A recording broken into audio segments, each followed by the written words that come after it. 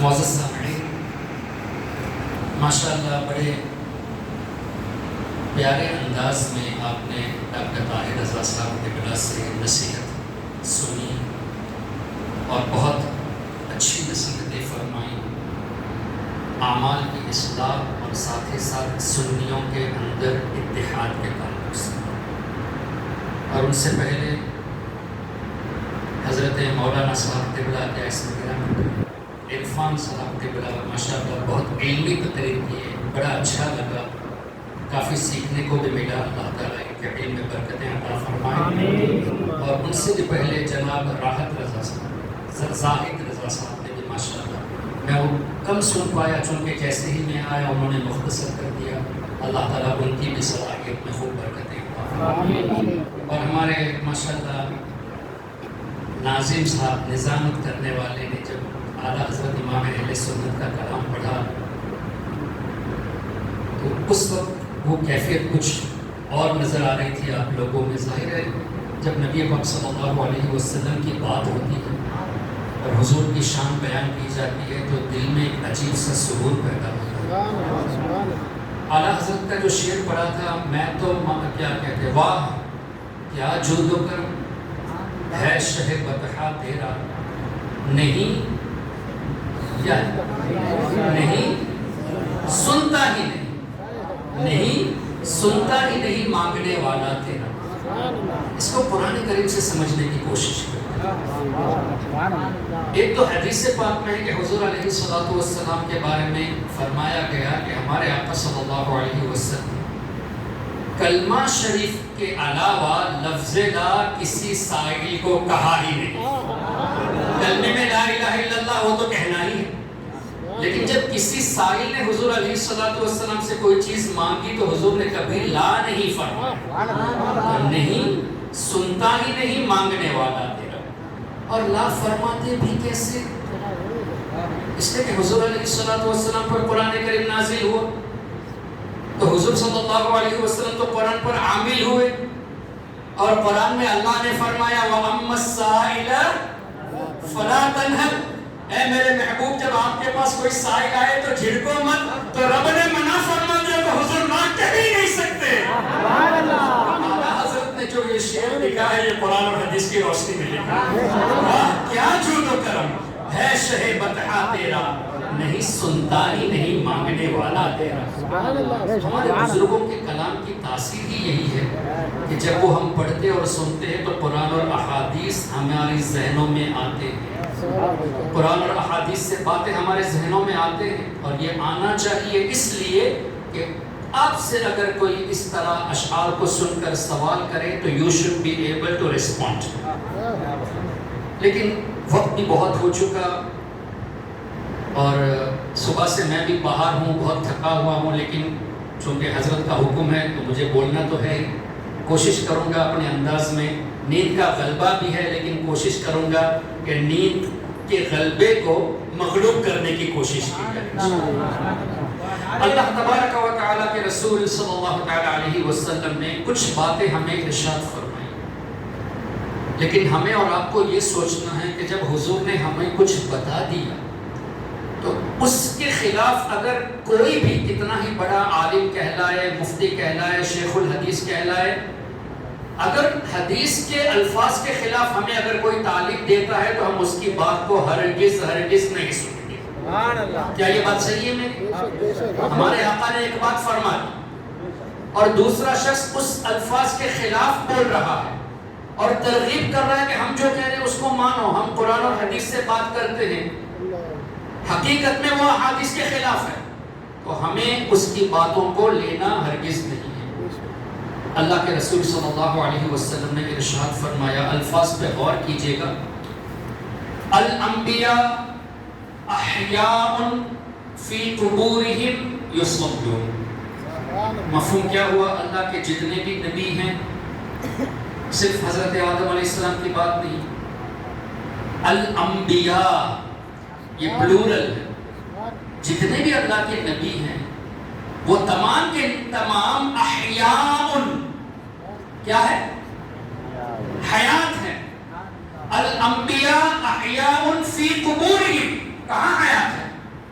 اپنی قبروں میں حیات ہے، یصلون نمازیں بھی ادا کرتے ہیں۔ حضور صلی اللہ علیہ وسلم سے پہلے جتنے بھی انبیاء کرام تشریف لائے ان میں حضرت عیسیٰ علیہ السلام اور کچھ انبیاء کرام کا تذکرہ ہے۔ ان کے علاوہ باقی سبوں نے موت کا مزہ چکھا کہ نہیں؟ حضرت آدم علیہ السلام نے موت کا مزہ چکھا، حضرت موسیٰ علیہ السلام نے موت کا مزہ چکھا، حضرت ابراہیم علیہ السلام نے موت کا مزہ چکھا۔ تمام انبیاء کرام موت کا مزہ چکھے، لیکن ہمارے آقا فرماتے ہیں احیاء، وہ حیات ہیں۔ تو موت کے بعد انبیاء کرام کو حیات کہنا یہ کن کا فرمان ہے؟ نبی پاک صلی اللہ علیہ وسلم۔ حضور علیہ السلام صراحت کے ساتھ فرماتے ہیں کہ انبیاء حیات ہیں اپنی قبروں میں اور نماز بھی پڑھتے ہیں۔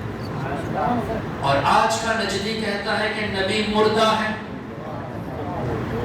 Now you have to decide۔ یہ کہتے ہیں کہ نبی مردہ ہے۔ حضور علیہ السلام ان انبیاء کے بارے میں جو موت کا مزہ چکھ چکے ان کو حیات فرماتے ہیں، اور یہ تمام نبیوں کے تعلق سے لفظ مردہ استعمال کرتے ہیں۔ تو کیا یہ حدیث پہ عامل ہو؟ Are they following the hadith? No. They are following their own desires۔ اور یہ جو عقیدہ خود سے رکھتے ہیں یہ چاہتے ہیں کہ آپ بھی وہی عقیدہ رکھو اور یہ کہو کہ معاذ اللہ نبی مردہ ہے، جیسا کہ اسماعیل دہلوی نے لکھا اپنی کتاب صراط مستقیم میں کہ معاذ اللہ نبی پاک صلی اللہ علیہ وسلم مر کر مٹی میں مل گئے۔ لفظ مر کر اور مٹی میں مل گئے۔ یہاں ہمارے آقا فرماتے ہیں یصلون، نماز پڑھتے۔ اچھا، پھر مسلم شریف کی ایک اور حدیث ہے، علماء کرام سے اصلاح چاہوں گا۔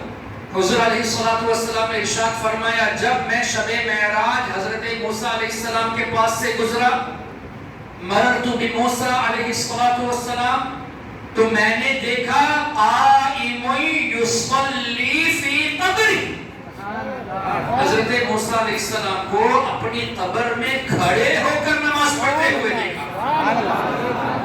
تو کھڑے ہو کر نماز پڑھتے ہوئے دیکھا مطلب حیات ہے اور جسم بھی سلامت ہے۔ جسم سلامت ہے تبھی تو کھڑے ہو کر نماز۔ اور یہاں یہ کیا کہا اسماعیل دہلوی نے؟ مر کر مٹی میں مل گئے۔ حضور فرماتے ہیں کہ اپنے جسم کے ساتھ سلامت ہے، نماز بھی پڑھتے ہیں۔ ایک اور حدیث پاک ابن ماجہ شریف کی، ان اللہ حرم علی الارض ان تأکل اجساد الانبیاء، بے شک اللہ تعالیٰ نے زمین پر حرام قرار دیا کہ وہ انبیاء کرام کے جسموں کو کھائے۔ تو اس کا مطلب ان کا جسم مٹی سے مل نہیں سکتا، لیکن اسماعیل دہلوی نے کہا کہ مر کر مٹی میں مل گئے۔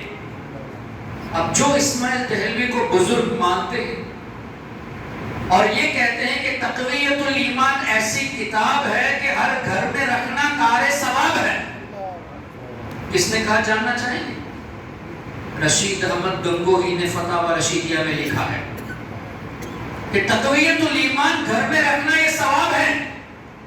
یہ بدعات کو ختم کرنے والی کتاب ہے۔ مجھے بتائیے بدعات کو ایجاد کرنا ہوا نہیں؟ جس بات کے بارے میں حضور نے فرما دیا کہ انبیاء کرام کے جسموں کو زمین نہیں کھا سکتی، اللہ نے حرام فرما دیا۔ اس کا مطلب زمین اب اللہ کے حکم کے تابع ہوئی۔ زمین کے اندر یہ اختیار ہی نہیں کہ انبیاء کرام کے جسموں سے مل کر ان کے جسموں کو نقصان پہنچائے، اور پہنچا بھی کیسے سکتے؟ قرآن کریم سے ثابت۔ حضرت سیدنا سلیمان علیہ نبینا علیہ السلام جنات سے کام لیتے تھے نا، تو مسجد اقصی کی تعمیر ہو رہی تھی، بڑی بڑی تعمیر کراتے تھے، اور حضرت سلیمان علیہ السلام کی یہ عادت کریمہ کے کھڑے ہو کر ایک ایک مہینہ دو مہینے عبادت میں لگے رہتے۔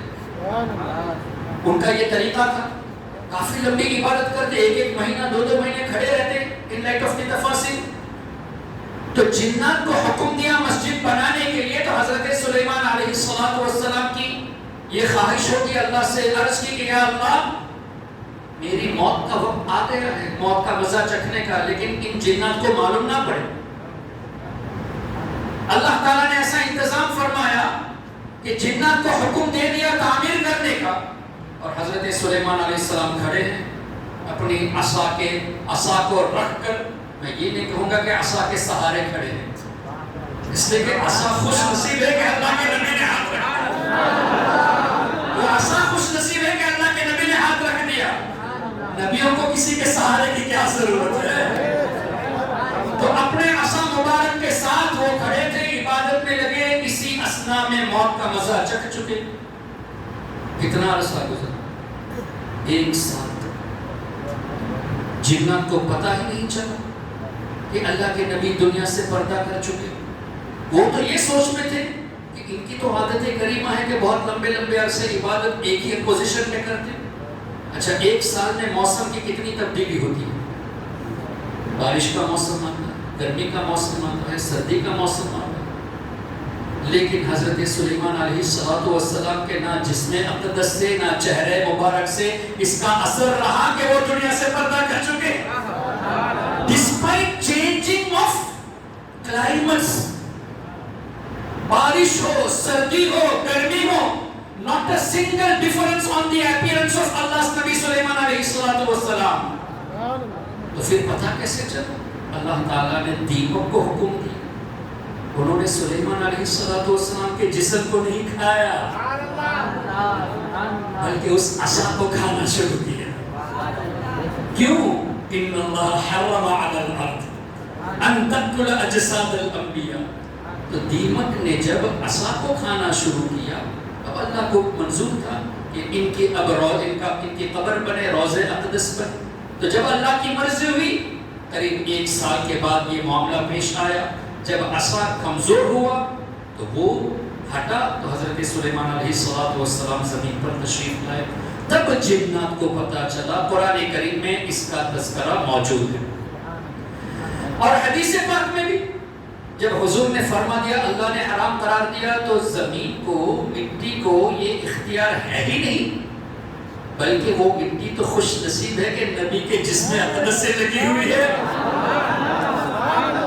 اس مٹی کی خوش نصیبی ہے کہ اللہ کے نبی کے جسم اطہر سے لگی ہوئی ہے۔ اس کو بھی دلیل سے سمجھے۔ مقام ابراہیم کیا ہے؟ کیا حضرت ابراہیم علیہ السلام آج بھی وہاں پر آرام فرما رہے ہیں؟ ان کا روضہ انور تو فلسطین میں ہے۔ مقام ابراہیم میں وہ اس وقت آرام نہیں فرما رہے، وہاں ان کے قدم کے نشان ہیں۔ مقام ابراہیم پر کھڑے ہو کر انہوں نے کعبہ شریف کی تعمیر کی، لیکن رب نے کیا فرمایا؟ وَاتَّخِذُوا مِن مَقَامِ إِبْرَاهِيمَ مُصَلًّى۔ مقام ابراہیم کو مصلی بنانے کا یعنی اس کے قریب نماز پڑھنا۔ حاجی حج کو جائے، معتمر عمرہ کو جائے، طواف کرے، تو اس کے لیے افضل کیا ہے؟ جو 2 رکعت نفل ہے وہ نفل پڑھنا واجب ہے، نماز نفل ہے لیکن پڑھنا واجب ہے۔ پڑھنا کہاں پر افضل ہے؟ مقام ابراہیم کے پاس، مقام ابراہیم کے پاس پڑھنا افضل ہے۔ ارے قرآن ہمیں سبق دے رہا ہے، جس جگہ پہ برسوں پہلے، کتنا 100 برس 500 برس نہیں، ہزاروں سال پہلے جس جگہ پہ حضرت ابراہیم علیہ السلام نے قدم رکھا، ان کے قدمین شریفین کی برکت سے آج بھی وہ برکت والا ہے، اور اللہ نے اس کے قریب نماز پڑھنے کا حکم دیا، اس کو مصلی بنانے کا حکم دیا۔ محترم حضرات، اس کا مطلب کیا ہوا؟ اللہ کے نبی کا جسم جہاں لگ جائے وہ اتنی برکت والی اور رحمت والی کہ وہاں نماز پڑھنا زیادہ ثواب ہے۔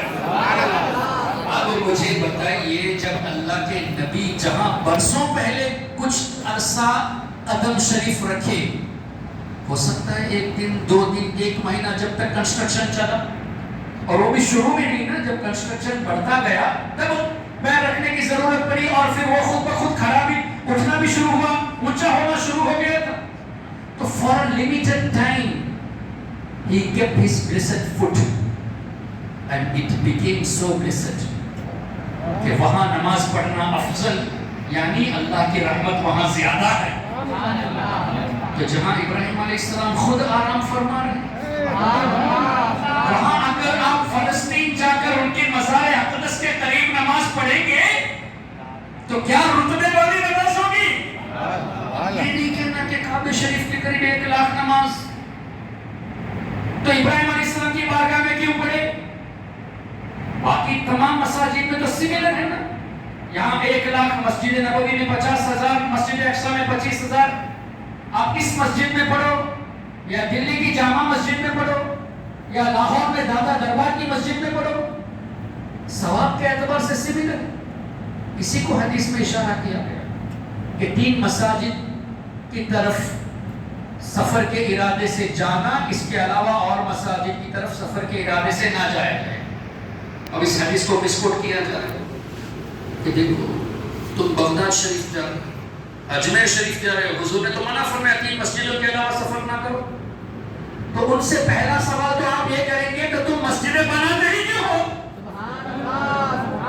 اپنے حیدرآباد شہر میں مسجد کیوں بناتے ہو جب 3 کے علاوہ سفر منع ہے؟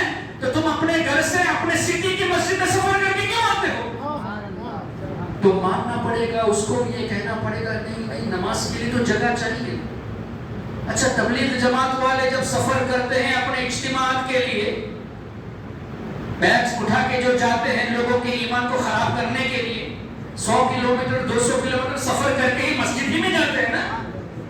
مسجد ہی کو گیسٹ ہاؤس بنا لیا، تب وہ حدیث یاد نہیں آئی، تب تعویل کرنا شروع کر دیتے. اصل میں امام احمد ابن حنبل نے ایک اور حدیث پاک نقل کی ہے مسند احمد میں. وہاں حدیث کا مفہوم واضح کیا گیا ہے کہ ثواب کے ارادے سے، یعنی اس مسجد میں 50,000 ثواب ملے گا، اس ارادے سے سفر مت کرو. مسجد کی طرف جانے کا منع نہیں ہے، اس ارادے سے کہ یہاں بھی 1 لاکھ ثواب ملے گا، اس ارادے سے جانے کی ممانعت کی گئی ہے. باقی تمام مساجد میں ثواب یکساں ہے. اچھا پھر حدیث میں تو مسجد کی بات ہے، تم مزار سے کیوں روکتے ہو؟ لا تشد الرحال الا 3 مساجد ہے نا، تو تم مزار سے کیوں روکتے ہو؟ مزار کا تو تذکرہ ہے ہی نہیں، تذکرہ تو مسجد کا ہے. So they are masters in misquoting. In order to take ایمان from your hearts, you have to be vigilant. آپ لوگوں کو بہت ہوشیار رہنا چاہیے. تو میں یہ عرض کر رہا تھا کوئی اعتراض کرے کہ جب ثواب وہاں زیادہ ہے تو ابراہیم علیہ السلام کے مزار کے پاس کیوں ثواب زیادہ بات کرتے ہو؟ تو ہمارا جواب یہ ہوگا کہ کوانٹٹی میں ثواب الگ ہے، رتبے والی چیز اور ہے. یہاں رتبے کی بات ہے، رینک کی بات ہے. اس لیے کہ جہاز پر تم نماز پڑھتے ہو وہاں آرام کرنے والے کون ہیں یہ تو دیکھو. اللہ کے خلیل ہیں، اور اللہ کے خلیل کے جہاں قدم شریف لگ گئے وہ برکت والی ہوگی، تو جہاں ان کا جسم اقدس ہے وہ کتنی برکت والی. اور مدینہ شریف میں ہمارے آقا صلی اللہ علیہ وسلم جہاں پہ آرام فرما رہے ہیں، تو یہ مت دیکھو کہ 50,000 ثواب ہے مکے سے کم ہے. پہلے تو یہ بھی دیکھو کہ گناہ مکے میں 1 لاکھ ہے، لیکن مدینہ شریف میں حضور علیہ السلام کی خاص رحمت کے سبب 1 ہی گناہ ہے. اور اسی طرح کیا حضور نے اس طرح نہیں فرمایا میری مسجد میں 2 رکعت نماز پڑھتا، 1 حج اور 1 عمرے کا ثواب ہے. تو حدیث کے مفہوم کے مطابق پورا سفر حج کے لیے جانا، 1 مہینہ 1.25 مہینہ خرچ کرنا، اتنی محنتیں کرنا، ان سب کا ثواب خالی 2 رکعت نماز مسجد نبوی میں پڑھنے میں نہیں جاتا ہے. تو ثواب ہے، اس کا مطلب یہ نہیں کہ آپ حج مت کرو، یہاں صرف نماز پڑھو مطلب یہ نہیں، ثواب اور ہے، مرتبے والا رینک یہ اور چیز ہے. حضور کی بارگاہ میں یہ الگ مقام ہے نماز وہاں پر. تبھی ہمارے علماء فرماتے ہیں کبھی بزرگان کی نعتیں تو کہتے ہیں کہ حضرت نماز آپ پڑھا دیجئے چاہے وہ مسافر ہو، چاہے وہ مسافر ہو، حضور ہم باقی 2 رکعت پڑھیں گے آپ پڑھا دیجئے. کیوں؟ ہستی کے اوپر بھی نماز کا رینک ہوتا ہے، جیسی ہستی. اللہ اکبر. تو نبی پاک صلی اللہ علیہ وسلم کے جسم اقدس سے جو مٹی لگی ہے وہ مٹی نہیں ہے کہ حضور کے جسموں کو معاذ اللہ کھائے جسم مبارک کو، بلکہ اس کو یہ شرف ملا ہے. کون سا شرف؟ کہ علماء کرام فرماتے ہیں کہ وہ مٹی جو ہمارے آقا صلی اللہ علیہ وسلم کے جسم اقدس سے ملی ہوئی ہے، اس مٹی کا مقام اتنا ہے کہ وہ کعبے سے بھی افضل، اللہ کے عرش سے بھی افضل.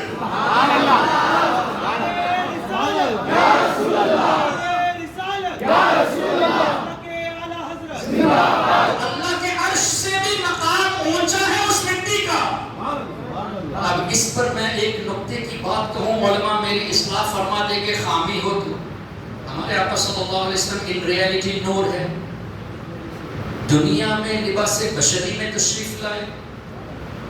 اب لباس بشری یعنی جسم کے لیے 4 عناصر ہیں، مٹی، آگ، پانی، ہوا، یہ جنرل انگریڈینٹس ہیں. تو for the sake of understanding نبی پاک صلی اللہ علیہ وسلم کی ریالٹی نور دنیا میں لباس بشری میں تشریف لائے تو مٹی کا استعمال ہوا ہوگا. اب حضور علیہ السلام فرماتے ہیں جس کی پیدائش کے لیے جہاں سے مٹی لی جاتی ہے وہیں پہ اس کو دفن ہونا ہوگا. ہماری قبر جہاں پہ ہوگی نا، ہم جب ماں کے رحم میں تھے تو فرشتے وہاں کی مٹی لا کے ماں کے رحم میں رکھے ہیں، تو اسی مٹی میں دفن ہونا ہے. اب کیا پتا چلا ہمارے آقا صلی اللہ علیہ وسلم کے جسم اقدس کے لیے جس مٹی کا رب نے انتخاب فرمایا اس مٹی کے قریب والی مٹی وہاں پر ہے جو حضور کے جسم سے ملی ہوئی ہے، تو اس کا مرتبہ اتنا اونچا ہے کہ عرش اعلیٰ سے بھی وہ مٹی افضل ہے. اور ایسے نبی کے بارے میں یہ کہنا کہ مر کر مٹی میں مل گئے حدیث کے خلاف ہوا کہ نہیں؟ قرآن کریم کے خلاف ہوا کہ نہیں؟ تو اب جو بھی دیوبندی فالوورز یہ کہے کہ اسماعیل دہلوی کی کتاب یہ بدعات کو ختم کرنے والی ہے، ہر گھر میں رکھنا ثواب ہے، تو آپ کو یہ کہنا ہے کہ یہ تو خرافات کرنے والی کتاب ہے، یہ تو ایمان سے ہٹانے والی کتاب ہے، اس کو گھر میں رکھنا ثواب نہیں بلکہ ایمان کو برباد کرنا ہے. اس لیے دیوبندیوں سے اور وہابیوں سے بچ کے رہنا. پھر اسماعیل دہلوی یہ کون ہے؟ ایک طرف سے دیوبندی علماء اس کے اسٹوڈنٹ ہیں، رشید احمد گنگوہی، اشرف علی تھانوی، قاسم نانوتوی، خلیل احمد امبیدوی، یہ سب اسماعیل دہلوی کے ماننے والے ہیں. اسماعیل دہلوی کس کا ماننے والا تھا؟ ابن عبد الوہاب نجدی کا ماننے والا تھا. اور یہ تقویۃ الایمان کیسی کتاب ہے؟ ابن عبد الوہاب نجدی کی کتاب التوحید کی سمری ہے. تو یہاں سے دیوبندیوں کا لنک اسماعیل دہلوی کی طرف اور اسماعیل دہلوی کا لنک وہابیوں کی طرف. ان ادر ورڈز دیوبندی وہابیوں کے پوتے ہوئے. ابن عبد الوہاب نجدی کا بیٹا اسماعیل دہلوی اور اسماعیل دہلوی کی اولاد یہ دیوبندی. تو ظاہر میں یہ لوگ الگ الگ ہیں، حقیقت میں سب ایک ہی ہے. حقیقت میں سب ایک ہے، سب کے عقائد وہی ہے. تو ہمارے آقا صلی اللہ علیہ وسلم نے جب ارشاد فرمان دیا کہ انبیاء حیات ہیں تو اب ان کے بارے میں لفظ مردہ کہنا یہ قرآن کے بھی خلاف، حدیث کے بھی خلاف. اور اس پر قرآن کے خلاف یہ کیسے ہوا؟ Very clear. کیا اللہ نے نہیں فرمایا وَلَا تَقُولُوا لِمَنْ يُقْتَلُ فِي سَبِيلِ اللَّهِ أَمْوَاتٌ، جو اللہ کی راہ میں شہید ہوئے ان کو مردہ نہ کہو. وَلَا تَحْسَبَنَّ الَّذِينَ قُتِلُوا فِي سَبِيلِ اللَّهِ أَمْوَاتٌ، جو اللہ کی راہ میں شہید ہوئے ان کو مردہ نہ کہو. تو پہلے وَلَا تَقُولُوا، یہاں وَلَا تَحْسَبَنَّ، نہ سوچو. کہنے سے بھی منع کیا، سوچنے سے بھی منع کیا. حضرت سیدنا عثمان غنی، حضرت سیدنا عمر بن خطاب، حضرت سیدنا مولا علی مشکل کشا، سیدنا امام حسن، امام حسین اور دیگر بزرگان کی جو شہادت پائے، اپنی جانوں کو اللہ کی راہ میں قربان کیا، رب فرماتا ہے کہ ان کو مردہ سوچو بھی مت. کہنا تو دور کی بات. We are not even supposed to assume that they are dead. Whereas نماز جنازہ ادا کی گئی، تدفین ہو گئی، ان کے مبارک سر ان کے جسموں سے جدا ہو چکے. Despite this, Allah says don't call them dead, don't think that they are dead. اور وہ حیات ایسے کہ بل احیاء عند ربهم یرزقون، انہیں روزی بھی دی جاتی. اب مجھے بتائیے ایک آدمی جہاد کو جائے اس ارادے سے کہ لوگ مجھے شہید کہیں، کیا اس کو شہید کا مرتبہ ملے گا؟ نہیں ملے گا. کیوں؟ اس کی نیت یہ تھی کہ لوگ مجھے شہید، اللہ اس کے رسول کی خاطر نہیں. اس پر ایک حدیث سے پاک، حدیث کا مفہوم بروز قیامت ایک قاری یا ایک عالم بلایا جائے گا. اللہ تعالیٰ کہے گا کہ میں نے تم کو ایسی ایسی نعمتیں دی، تمہیں آواز دی جیسے قرات کے لیے، علم دیا پڑھانے کے لیے، تم نے اس کا کیا یہ صحیح ہے؟ یا اللہ تو نے بے شک مجھے دیا، اس کا استعمال تم نے کیسے کیا؟ یا اللہ میں نے تیری رضا کی خاطر لوگوں کو قرآن سنایا، تیری رضا کی خاطر میں نے لوگوں کو بیان کیا، درس و تدریس کی، لوگوں کو سکھایا، علماء پیدا کیے۔ رب فرمائے گا تو جھوٹا ہے، تو نے میرے لیے نہیں کیا، تو اس لیے کیا تم نے یہ کہ لوگ تمہیں عالم کہیں، تم نے اس لیے کیا کہ لوگ تمہیں قاری کہیں، اور جو تم چاہتے تھے کہ لوگ مجھے کہیں وہ تو تمہیں دنیا میں مل گیا۔ اب فرشتوں کو حکم ہوگا کہ گھسیٹ کر جہنم کی طرف لے جایا جائے۔ اسی طرح حدیث کا مفہوم، اسی حدیث میں ایک سخی کو بلایا جائے گا، اللہ فرمائے گا میں نے تمہیں نعمتوں سے نوازا، یا اللہ تمہیں نوازا، اس کا استعمال کیسے کیا؟ اللہ میں نے تیرے لیے کتنے گھر بنائے، بیواؤں کی مدد کی، غریبوں کی مدد کی، یتیموں کی مدد کی، مساجد بنائے، میں نے بہت تیرے لیے کام کیا۔ رب فرمائے گا تو جھوٹا ہے، یہ سب کام تم نے اس لیے کیا کہ لوگ تمہیں سخی کہیں، اور لوگوں نے دنیا میں تمہیں سخی کہہ دیا۔ فرشتوں کو حکم ہوگا اس کو بھی جہنم کی طرف گھسیٹ کر لے جائے گا۔ اسی طرح ایک شہید کو بلایا جائے گا، اللہ پوچھے گا، وہ کہے گا کہ یا اللہ میں نے تیرے لیے جہاد کیا، اپنی جان دے کر۔ اللہ فرمائے گا تو جھوٹا، تیرا ارادہ یہ تھا کہ لوگ مجھے شہید کریں، اور تمہیں وہ دنیا میں مل گئی، اس کو بھی جہنم کی طرف لے جایا جائے گا۔ اب کیا پتا چلا؟ شہید اصل میں زندہ والا شہید، جس کے بارے میں رب نے فرمایا کہ مردہ نہ کہو، مردہ نہ سوچو، یعنی ریئل شہید وہ وہی ہے جو اللہ اور اس کے رسول کی خاطر اپنی جان دے دے۔ تو حضور کی خاطر جان دینے والا حیات ہے، اور حضور کو تم مردہ کہتے ہو، یہ کہاں کا انصاف؟ لیکن اب اسکول کی ٹیکسٹ بک میں اور بھی مدرسے کی بکس میں ان لوگوں کی طرف سے the prophet is dead, the prophet is dead، حضور مردہ ہے، نبی مردہ ہے۔ اب اس کا آلٹرنیٹیو کیا ہے؟ کیا اور الفاظ نہیں ہیں؟ یہ کیوں نہیں کہہ سکتے کہ they left this temporary world towards the permanent world، اس عارضی دنیا سے، فانی دنیا سے بقا کی طرف تشریف لے گئے؟ یہ کیوں نہیں کہتے کہ موت کا مزہ اللہ کے حکم سے چکھا؟ یہ کیوں نہیں کہتے کہ حضور علیہ الصلوۃ والسلام بہترین زندگی کی طرف تشریف لے گئے؟ اس لیے کہ دنیا تو ٹیمپرری ہے نا، وہ پرماننٹ زندگی ہے۔ تو ایسے الفاظ کیوں استعمال نہیں کرتے؟ صرف مردہ مردہ کیوں کہتے؟ پتہ چلا کہ حدیث پڑھتے ہیں، پڑھاتے بھی ہیں، لیکن حدیث کے خلاف عقائد بیان کرتے ہیں۔ یہ ایک بات ہو گئی، ایک اور بات کی طرف چلیں۔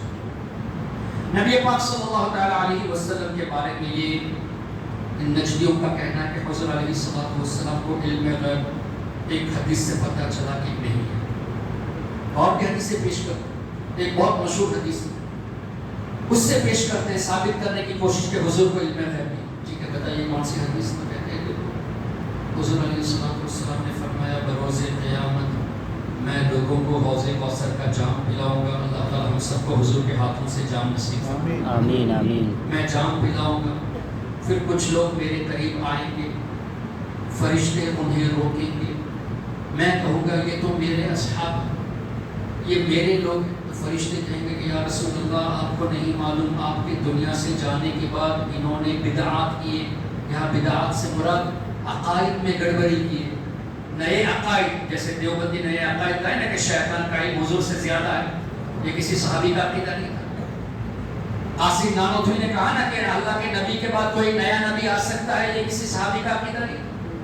تو ایسے نئی بدعت کرنے والے اس دور میں بھی تھے، تو حضور فرمائیں گے کہ یہ میرے لوگ ہیں، فرشتے کہیں گے یا رسول اللہ انہوں نے عقائد میں بگاڑ کیا۔ یہ حدیث کا اس حدیث کو لے کے کہتے تھے اگر حضور کو علم غیب ہوتا تو اس وقت ان کو پہچانتے کیوں نہیں؟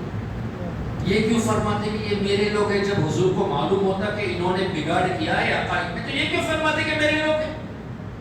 ہمارا جواب اسی حدیث میں موجود ہے، اسی حدیث میں موجود۔ وہ کیسے؟ اے بے وقوف نجدی فالوور، تم نے ابھی یہ کہا کہ حضور علیہ الصلوۃ والسلام نے فرمایا جب قیامت قائم ہوگی میں حوض کوثر پہ رہوں گا، لوگوں کو جام پلاؤں گا، کچھ لوگ آئیں گے، میں یہ کہوں گا، فرشتے یہ کہیں گے، یہ خیال نہیں تو اور کیا ہے؟ ایسا ہوگا، ایسا ہوگا، ایسا ہوگا، پھر ایسا ہوگا، پھر ایسا ہوگا۔ یہ تم نے دیکھا ہے؟ یہ غیب کی تو باتیں ہو گئی، تو غیب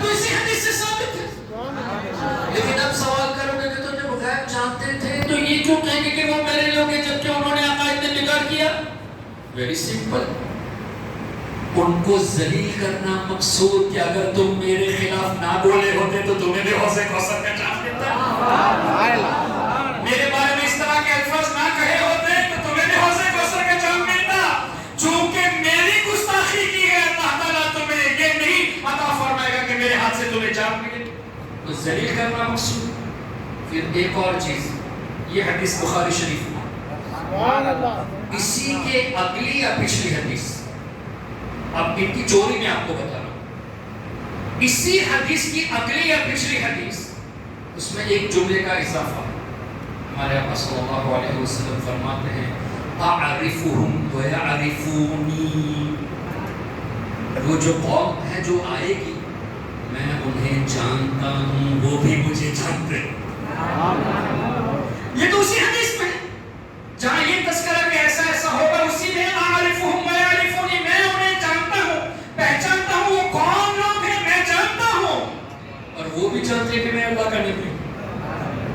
تو اب حضور کی گستاخی کی بنا پر، عقائد میں گڑبڑ کی بنا پر ان کو ذلیل کرنا مقصود، تو حدیث ہی میں جواب موجود ہے، لیکن یہ آپ کو نیگیٹیولی پیش کرتے ہیں۔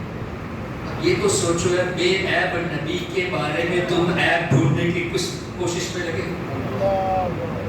نبی میں عیب ہے ہی نہیں، اور بے عیب نبی میں عیب تلاش کر رہے ہو، ملے گا کہاں سے؟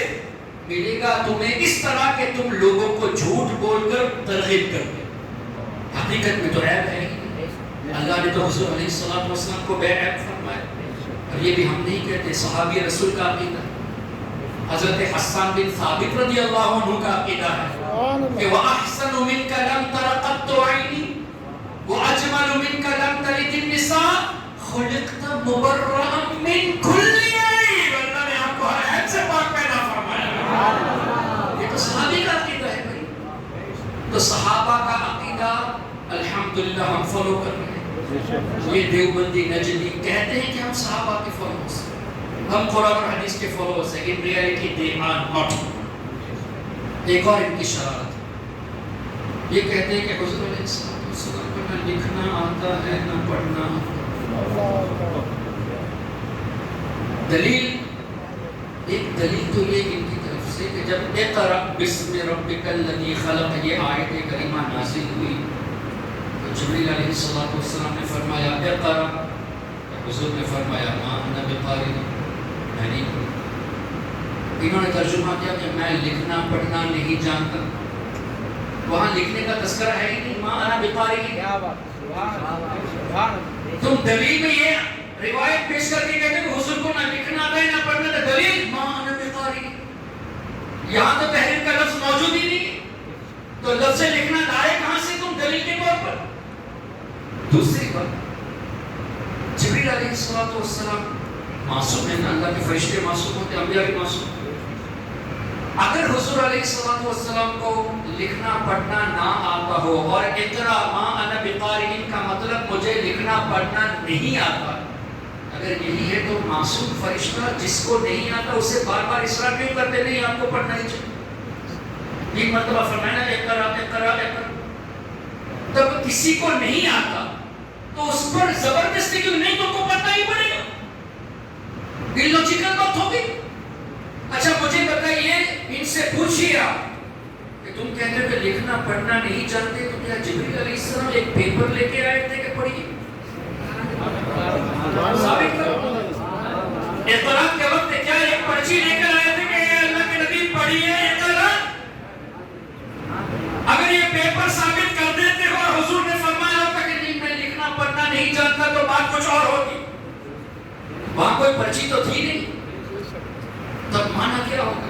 اس کو آسانی سے سمجھنے کے لیے قرآن کریم میں اللہ نے حابیل اور قابیل کا واقعہ نقل فرمایا کہ قابیل نے حابیل کو قتل کیا اور اس سے پہلے کہا کہ میں تمہیں ماروں گا، قابیل نے کہا، تو حابیل نے کہا ما انا بباسط یدی الیک لأقتلک، اگر تو مجھے مارے گا تو میں مارنے کی قدرت رکھتا ہوں لیکن میں ماروں گا نہیں۔ ما انا بباسط، اب عربی گرامر میں ما انا بباسط اور ما انا بقارئ دونوں سیم گرامر ہیں، ما انا بقاری میں نہیں پڑھوں گا، ما انا بباسط میں نہیں پڑھوں گا۔ اے نجدیو، ما انا بقاری کا معنی مجھے پڑھنا نہیں آتا ہے تو ما انا بباسط کا معنی ہونا چاہیے کہ مجھے مارنا نہیں آتا۔ لیکن حضرت حابیل نے یہ نہیں فرمایا، وہابیو تم نے ترجمے میں بھی یہ نہیں لکھا کہ مجھے مارنا نہیں آتا، کیونکہ وہاں ترجمہ یہ کیا کہ میں نہیں ماروں گا۔ حابیل کی بات آئی تو میں مارنا نہیں آتا، مجھے یہ نہیں کہا میں نہیں ماروں گا، اور آقا کی بات آئی تو وہی گرامٹیکل ہے، اسی گرامر میں ہے، اور تم کہتے کہ حضور فرماتے کہ مجھے پڑھنا نہیں آتا اور اوپر سے لکھنا بھی نہیں آتا، یہ انتشارات۔ تو اب اس کا مسئلہ کیا؟ یا معنی یہ ہوگا کہ حضور فرماتے ہیں کہ میں نہیں پڑھوں گا، کیوں؟ اس میں بھی حکمت ہے، فرشتے انبیاء کرام کے خادم ہیں۔ جبریل علیہ السلام کو کیا کرنا چاہیے تھا اس وقت، اب کیوں نہیں کیا؟ اس میں حکمت ہے۔ وہ اگر یہ کہتے ہیں یا رسول اللہ، اللہ نے وحی بھیجی ہے اقرأ باسم ربک الذی خلق، اس پر حضور نہ پڑھتے تو تم کہہ سکتے تھے، حالانکہ حضور ایسا منع نہیں کر سکتے، جب اللہ کا حکم تھا تو پڑھتے، لیکن جبریل علیہ السلام نے صرف اقرأ کیا، پڑھیے۔ اب خادم آ کر مخدوم سے کہے پڑھیے، کیا بات ہے، خادم آ کر مخدوم سے کہے پڑھیے، تو حضور علیہ السلام نہ پڑھے تو کون سے تعجب کی بات ہے؟ تو جبریل علیہ السلام نے بعد میں اقرأ باسم ربک الذی خلق، بعد میں کب کہا؟ جب سرکار علیہ السلام کے ساتھ گلے ملے۔ اب اس کو بھی نیگیٹولی پیش کیا جاتا ہے، جبریل علیہ السلام نے زبور سے حضور کو دابا، اس کے بعد حضور نے پڑھا ارے بے وقوفو ایمان اور محبت سے بات کرو۔ جبریل علیہ السلام نے جب ہمارے نبی سے گلے لگایا تو حضور نے دل ہی دل سے ٹرانسفر کر دیا کہ جبریل تم خادم ہو، میں مخدوم ہوں، خالی جواب کو پوری آیت پڑھو۔ اب جبریل علیہ السلام نے پوری آیت پڑھی اور حضور نے اقرأ باسم ربک الذی خلق پڑھا۔ اس کو لے کر یہ کہنا کہ لکھنا پڑھنا نہیں جانتے، یہ تمہاری غلطی ہے، اس لیے کہ بقاری کا معنی میں نہیں جانتا ہے ہی نہیں، میں نہیں پڑھوں گا، ہوائی نہیں پڑھوں گا، وہ حضور کی مرضی، کیوں نہیں پڑھیں گے؟ حضور کی مرضی ہے، تم کون ہوتے ہو یہ کہنے والے کہ حضور پڑھنے نہیں جانتے؟ اچھا پھر یہاں پھنس گئے تو ایک اور حدیث لائے بخاری شریف کی کہ دیکھو حدیبیہ کے موقع جب ایگریمنٹ ہوئی تھی کفار قریش کے ساتھ، تو ایگریمنٹ میں کیا لکھا تھا؟ یہ ایگریمنٹ بٹوین محمد رسول اللہ صلی اللہ علیہ وسلم اور لیڈرز آف کفار قریش کے ساتھ، اس طرح کے ایگریمنٹ۔ کفار نے کہا کہ آپ نے رسول اللہ کیوں لکھا؟ ہم آپ کو رسول مانتے تو یہ جھگڑا ہی نہیں ہوتا، ہم رسول نہیں مانتے اسی لیے ہم ایگریمنٹ کر رہے ہیں، جھگڑا تو اسی بات پر۔ آپ لفظ رسول کو مٹائیے اور لکھیں کہ محمد ابن عبداللہ صلی اللہ علیہ وسلم۔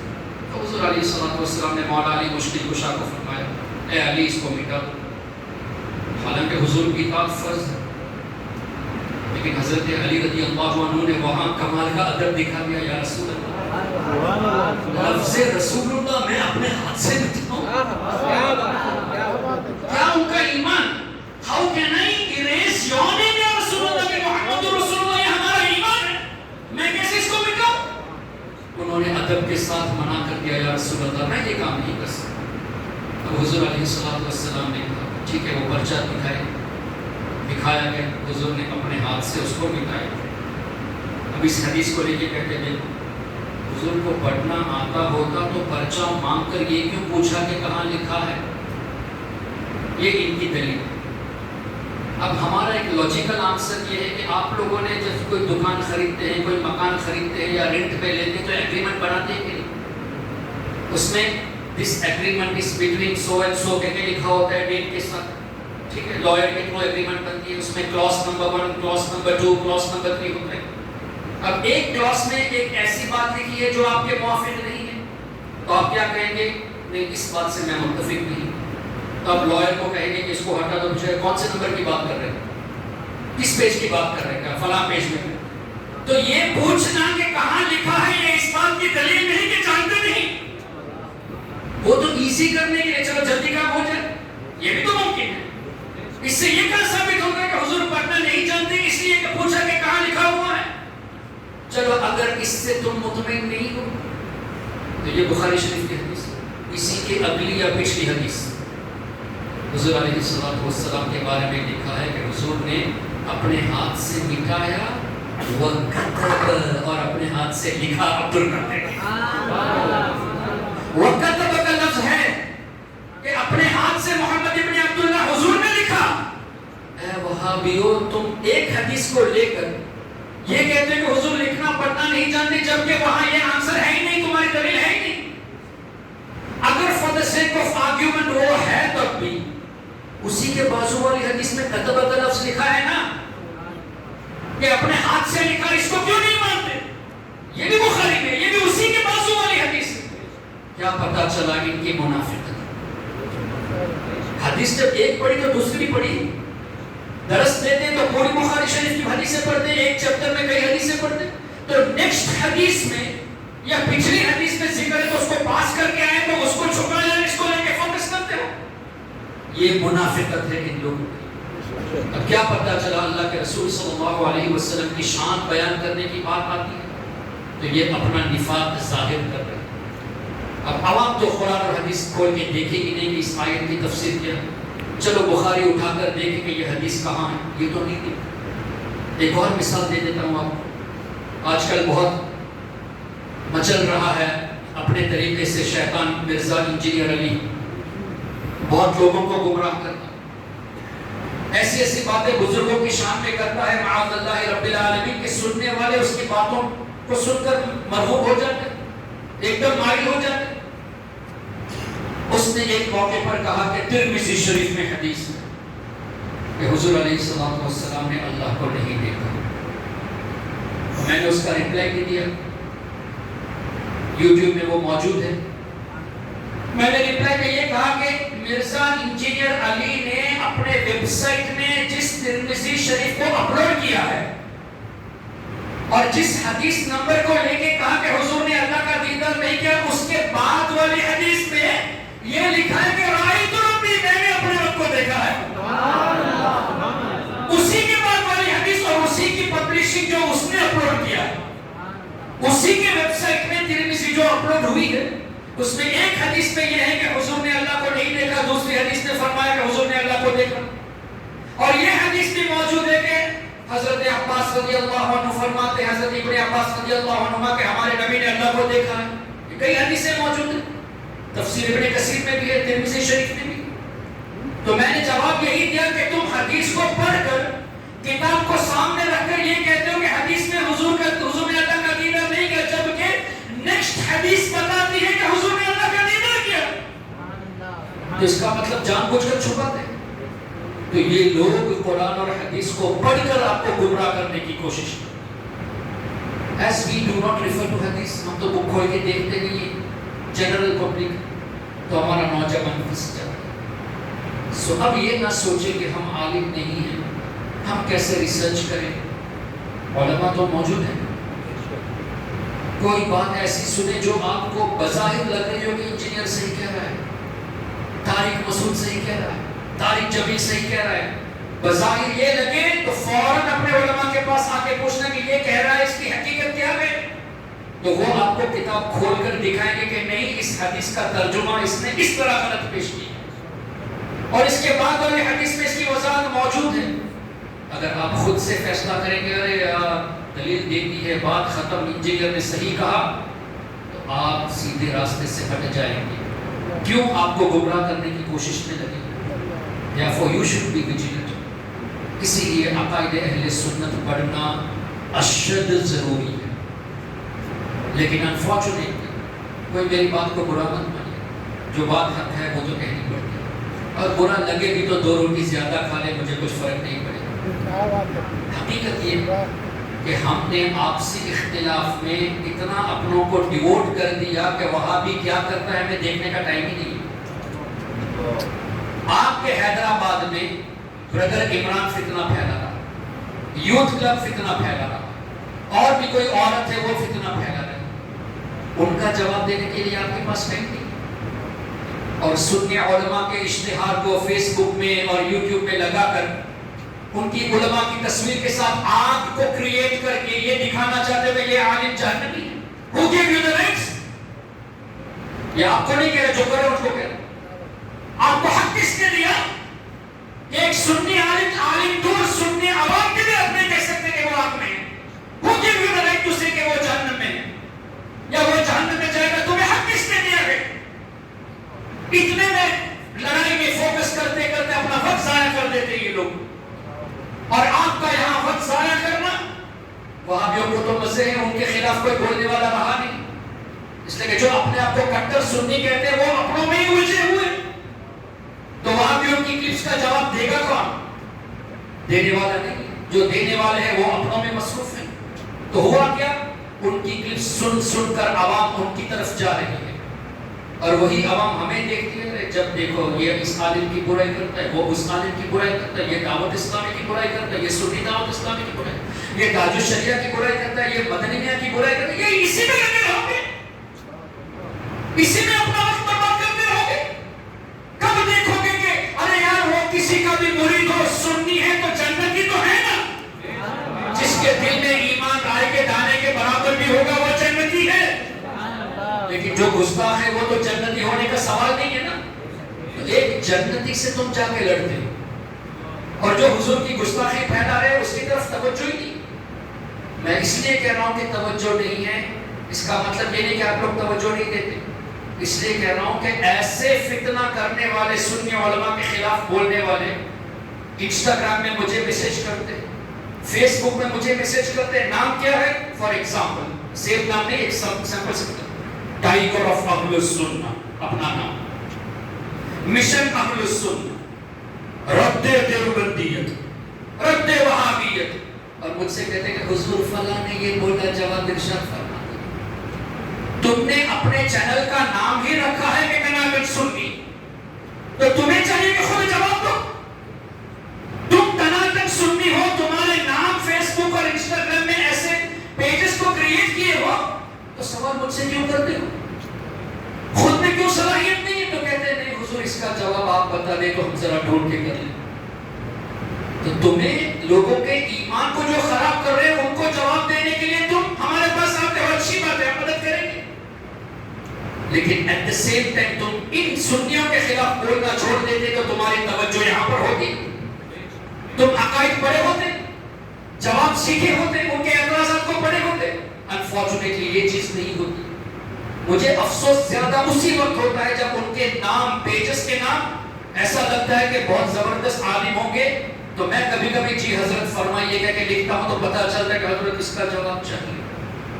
سوچتا ہوں کہ یار اتنے بڑے نام رکھ کے لوگوں کے سامنے بڑے بڑے علامہ بن کے پھرتے ہیں، لیکن پتہ چلا کہ علم غیب کی دلیل تمہیں نہیں معلوم، ہم سے پوچھتے ہو. ہم جواب دینے میں پیچھے نہیں ہٹتے الحمدللہ. کوئی بھی عقیدے کا سوال پوچھے ہم جواب دینے کے لیے تیار ہیں. لیکن آپ اگر سنی علماء کے خلاف بولتے ہو تو سب سے پہلا فرض تمہارا یہ ہے اس کو چھوڑو اور اس کو جواب دینے کے لیے جواب سیکھو. انفارچونیٹلی یہ چیز نہیں ہوتی.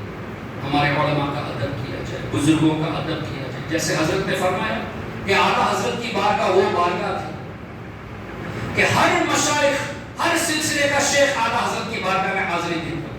لیکن ہم، میرے بازو میں کوئی اشرفی آ گئے، میرے بازو میں کوئی رضوی آ گیا، میرے بازو میں کوئی برکاتی آ گیا. برکاتی کے اندر جھگڑا، رضوی کے اندر جھگڑا، اشرفی کے اندر جھگڑا. What is this یار؟ Isn't it a shameful act کہ اپنے سنی بھائی کے اپنی ذاتی اختلاف کی وجہ سے ان کو سٹیج پہ آنا گوارا نہیں کرتے؟ جب تک ان کے خلاف بولو گے نہیں تمہیں سکون نہیں ملتا. کب تک یہ کرتے رہیں گے؟ ہمارا ایسا کرنا ہی آج ہمارے نوجوانوں کو راستے سے ہٹا دیا. مجھے بتائیے آپ کے کتنے ساتھی انجینئر میزا کے فالوورز ہوں جو کل تک آپ کے ساتھ تھے، آپ کے کالج کے ساتھی. مجھے خود لوگوں نے بتایا کہ ہمارے کالج کے ساتھی، ہمارے آفس میں ہمارے جو کولیگز ہیں وہ مرزا کو سنتے ہیں، طارق مسعود کو سنتے ہیں. What are you doing? ان کو کیوں نہیں سمجھاتے تم؟ اسی جگہ پہ کوئی کہے گا کہ ارے فلاں نے تاج الشریعہ کے خلاف بول دیا، فلاں نے مدنی میاں کے خلاف بول دیا، تو جھگڑا شروع. وہ جھگڑا بھی آپس میں بات کر کے سلجھا لیتے تو ختم. لیکن میڈیا دنیا کو دکھاتے کیا آپ یہ سمجھتے ہیں کہ صرف حیدرآباد والے آپ کی گفتگو سنتے ہیں؟ نہیں، واٹس ایپ اور سوشل میڈیا کے ذریعے دنیا میں جاتا ہے. پھر دنیا والے کیا سوچیں گے کہ یہ فراکس ان دا ول ہیں، مینڈک، کنویں کے مینڈک ابھی اسی میں لگے ہوئے. ابھی دنیا دیکھی کہاں؟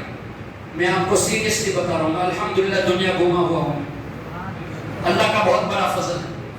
میں نے دیکھا آسٹریلیا گیا نہیں، جانے کا ارادہ تھا، اللہ نے چاہا جاؤں گا. آسٹریلیا، سنگاپور گیا ہوں، ملیشیا گیا ہوں، انڈونیشیا گیا ہوں، تھائیلینڈ گیا ہوں، چائنا گیا ہوں، تائیوان گیا ہوں، جاپان گیا ہوں.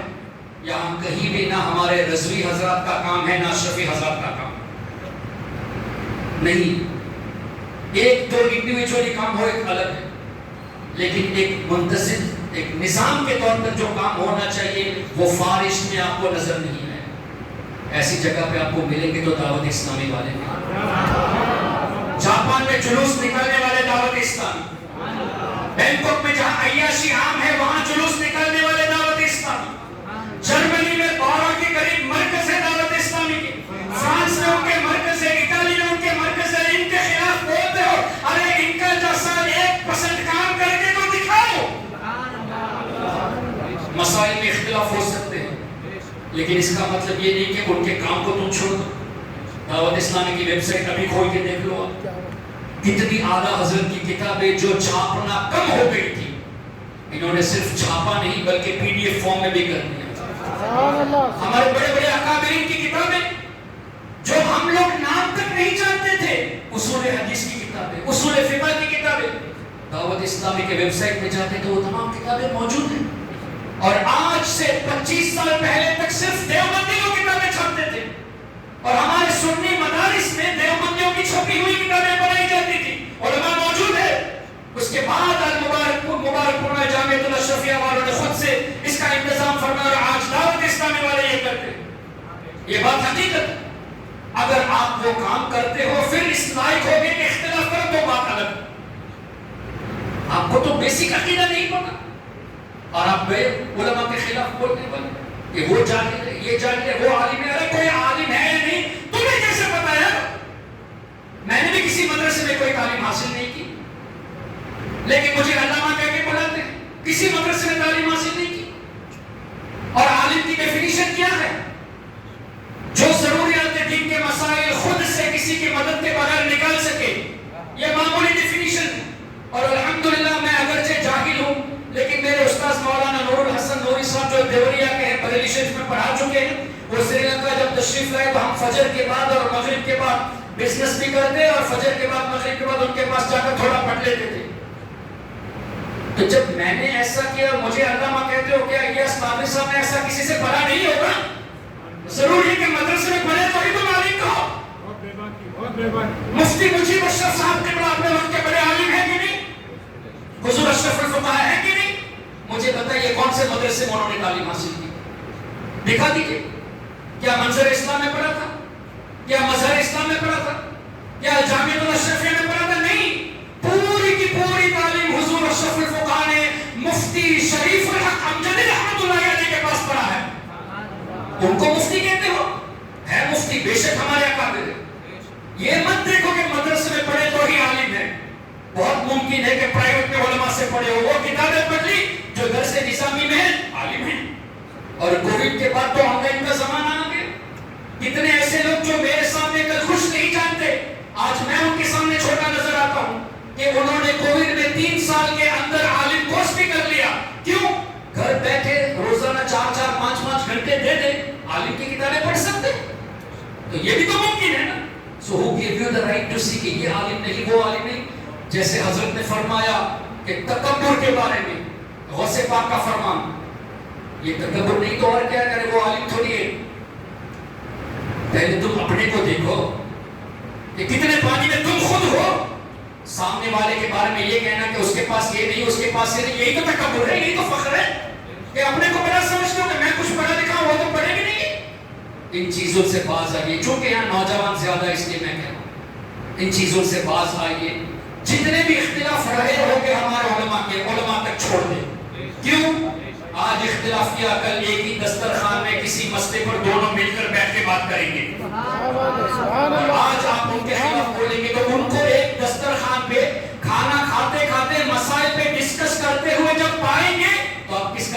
دو گے.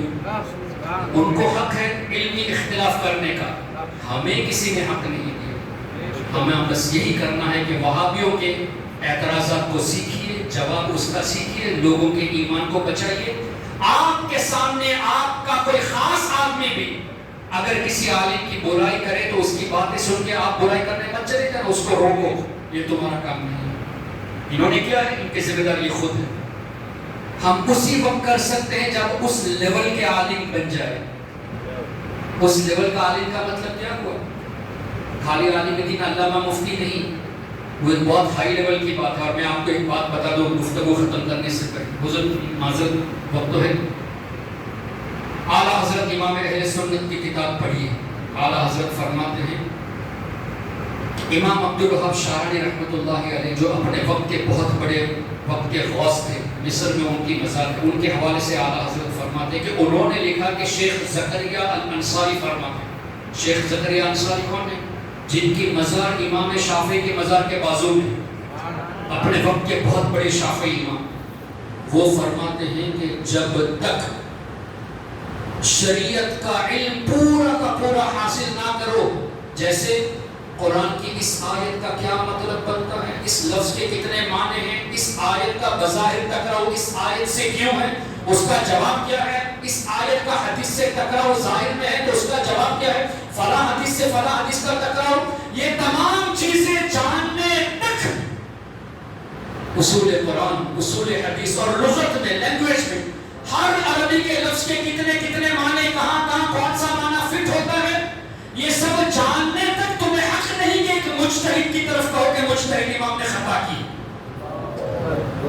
امام شافعی سے خطا ہوئی کہنے کا حق نہیں ہے، امام اعظم سے خطا ہوئی کا کہنے کا حق نہیں ہے، جب تک وہ خود مجتہد نہ ہو. پھر اعلیٰ حضرت مزید فرماتے ہیں، علماء موجود ہیں، صاحب قدوری کو جانتے ہیں، جن کی کتاب قدوری مدرسے میں پڑھاتے تبھی عالم کی سرٹیفکیٹ دی جاتی ہے. صاحب ہدایہ کی ہدایہ بنائی جائے گی تبھی عالم کی سرٹیفکیٹ دی جاتی ہے. اسی طرح امام سرخسی ہے اور بھی بزرگان دین ہیں. اعلیٰ حضرت فرماتے ہیں یہ بڑے بڑے اجلہ ائمہ کرام، بڑے بڑے علماء، بڑے بڑے فقہا، ان کو بھی حق نہیں کہ مجدد نے جو اصول اور فروع میں کوئی بات بتائی اس کو غلط کرے. ارے فقہ کے امام جنہوں نے قدوری لکھی ہے، صاحب ہدایت جیسے بڑے بڑے بزرگوں کے بارے میں اعلیٰ حضرت فرماتے ہیں کہ وہ بھی کسی امام کو غلط کہنے کا حق نہیں رکھتے. خود ہلاوی ہم یہ کہیں کہ فلاں سے غلطی ہو گئی، فلاں نے غلطی کر دی، یہ صرف کہہ سکتے ہیں کہ یہ فلاں مفتی کی تحقیق ہے، یہ فلاں مفتی کی ان کی تحقیق ہے. کسی مفتی کو غلط کہنے کا ہمیں حق نہیں ہے. اس پر مضبوطی سے قائم رہے، عقائد اہل سنت پڑھیے، آپ سے اختلافات کو چھوڑیے، جتنا ہو سکے اس پیغام کو آگے بڑھائیے.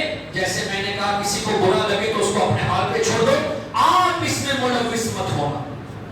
آپ صرف اور صرف عقائد اہل سنت پر توجہ دیں اور وہاں بھی غیر مقلد دیوبندی شیعوں کے رد میں جوابات حاصل کرنے کی کوشش کریں. اللہ تعالیٰ ہم سب کے ایمان و عقیدے کی حفاظت فرمائے، ہم سب کو ایمان والی زندگی، ایمان والی موت اور موت کے وقت سرکار غوث پاک کا دیدار نصیب فرمائے. سبحانک اللہم و بحمدک اشہد ان لا الہ الا انت استغفرک و اتوب الیک. السلام علیکم ورحمۃ اللہ.